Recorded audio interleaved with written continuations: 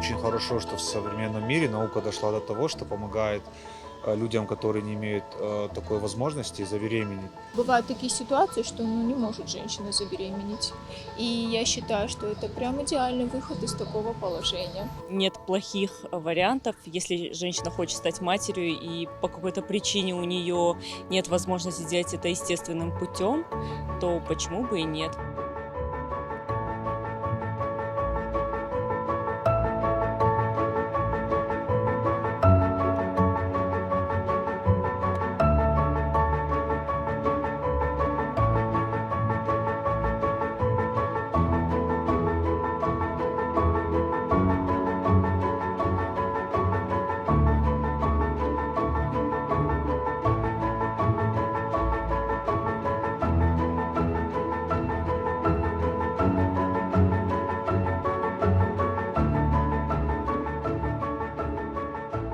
Они меньше боятся программ ВРТ, потому что мифов вокруг программ ВРТ очень много.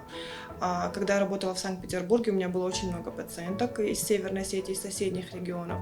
И сейчас, когда мы открыли клинику репродукции и генетики НЖС во Владикавказе, то у нас поток также очень высокий. У нас клиника репродукции, это совсем не значит, что мы делаем только ЭКО. Наша задача – получить беременность, первостепенная задача, естественным путем.